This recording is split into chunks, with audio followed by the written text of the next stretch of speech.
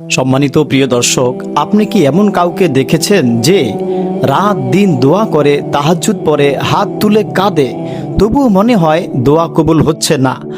কি আপনি আমি সেই তাদের অন্তর্ভুক্ত হলাম কিনা? এদের মধ্যে আপনি আমিও একজন কিনা? চলুন জেনে নেই।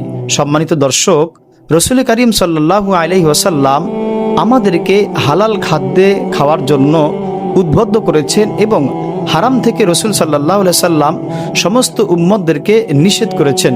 কিন্তু প্রশ্ন হলো, আমি আপনি কি সেই হারাম খাদ্য থেকে বাঁচতে পারলাম কি পারলাম না? কেন অনেক মানুষের দোয়া কবুল হয় না? সম্মানিত দর্শক, আপনি কি এমন কাউকে দেখেছেন যে রাত দিন দোয়া করে, তাহাজ্জুদ পড়ে, অনেক আমল করে, কিন্তু তার দোয়া কেন কবুল হয় না? রসুল সাল্লাল্লাহু আলাইহি সাল্লাম এমন একটি কারণ বলেছেন যা থাকলে দোয়া কবুল হওয়া কঠিন হয়ে যায়। আসুন হাদিস থেকেই সেই বিষয়টি আমরা জেনে নেই। আল্লাহ তাআলা কেন আমল ও সম্পদ গ্রহণ করেন? কেন গ্রহণ করেন? কেমন আমল, কেমন সম্পদ গ্রহণ করেন? চলুন সেই কেমন আমল এবং সেই কেমন সম্পদ গ্রহণ করেন সেই বিষয়টি আমরা হাদিসের আলোকে জেনে নেই। রসুল করিম সাল্লাল্লাহু আলাইহি ওয়াসাল্লাম ইরশাদ করেন, আন আবি হুরায়রা রাদিয়াল্লাহু তাআলা আনহু قال, এই হাদিসটি হযরত আবু হুরায়রা রাদিয়াল্লাহু তাআলা আনহু বর্ণনা করেছেন। ক্বালা রাসূলুল্লাহ সাল্লাল্লাহু আলাইহি ওয়াসাল্লাম, আল্লাহ রাসূল সাল্লাল্লাহু আলাইহি ওয়াসাল্লাম ইরশাদ করেন, ইন্নাল্লাহা তাইয়্যিবুন লা ইয়াকবালু ইল্লা তাইয়্যিবান। রসুল সাল্লাল্লাহু আলাইহি ওয়াসাল্লাম ইরশাদ করেন, নিশ্চয়ই আল্লাহ পবিত্র, তিনি পবিত্র, হালাল ও উত্তম জিনিস ছাড়া অন্য কিছু গ্রহণ করেন না। এরপর রসুল করিম সাল্লাল্লাহু আলাইহি ওয়াসাল্লাম বললেন, আল্লাহ তাআলা রাসূলদের যেমন আদেশ করেছেন, মুমিনদেরও তেমন আদেশ করেছেন। আল্লাহ তাআলা বলেন, ইয়া আইয়ুহার রাসূলু, হে আমার রসুল, কুলু মিন তাইয়্যিবাতি ওয়া'মালু সলিহান, হে রসুলগণ, তোমরা পবিত্র বস্তু থেকে আহার করো এবং সৎ কাজ করো। সূরা মুমিন 51 নম্বর আয়াত। মহান আল্লাহ তাআলা আরো বলেন, ইয়া আইয়ুহাল্লাযীনা আমানু, হে ঈমানদারগণ, কুলু মিন তাইয়্যিবাতি মা রাযাকনাকুম, হে ঈমানদারগণ, আমি তোমাদের যে পবিত্র রিজিক দিয়েছি তা থেকে আহার করো। সূরা বাকারা 172 নম্বর আয়াত।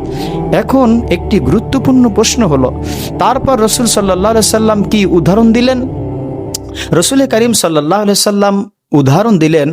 আল্লাহ রসুল সাল্লাল্লাহু আলাইহি সাল্লাম এমন এক ব্যক্তির কথা বললেন, সে দীর্ঘ সফরে আছে।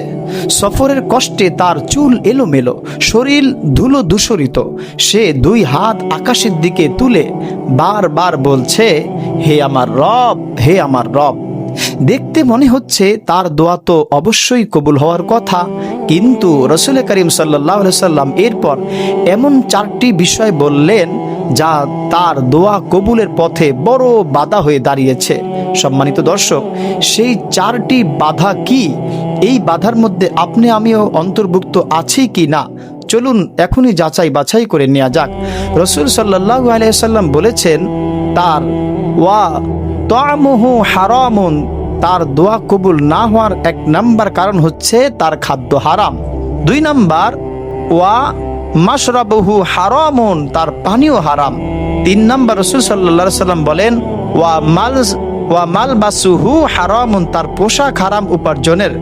এবং 4th, রাসূল সাল্লাল্লাহু আলাইহি সাল্লাম বলেন, গুযযায়া বিল হারামি, সে যে গেজা দ্বারা অর্থাৎ খাদ্যের দ্বারা লালিত পালিত হয়েছে সেটিও হারাম। নাউযুবিল্লাহি মিন যালিক। অতঃপর রাসূল করিম সাল্লাল্লাহু আলাইহি সাল্লাম ইরশাদ করলেন, বললেন, ফাআন্নি ইউস্তাজাবু লিযালিকা, অর্থাৎ এই অবস্থায় তার দোয়া কিভাবে কবুল হবে?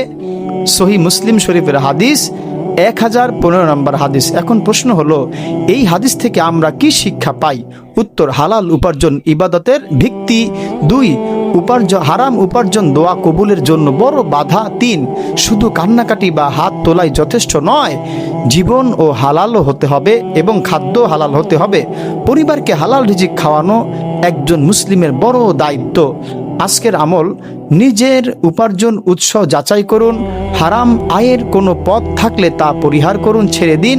প্রতিদিন বেশি বেশি ইস্তেগফার পাঠ করুন, আস্তাগফিরুল্লাহ ওয়া আতুবু ইলাইহি, আমি আল্লাহর কাছে ক্ষমা চাই এবং তার দিকেই ফিরে আসি। সম্মানিত দর্শক, আজ নিজেকে একটি প্রশ্ন করুন, আমি কি এমন কোনো হারাম আয়, লেনদেন বা খাবারের সঙ্গে জড়িত যা আমার দোয়া কবুলের পথে বাধা হয়ে দাঁড়াচ্ছে?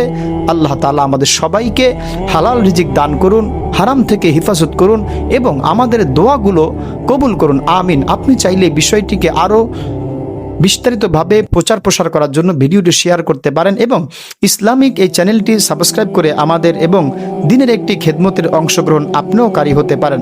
আল্লাহ আমাদের সবাইকে কথাগুলো বুঝা এবং আমল করার তৌফিক দান করেন, আমিন।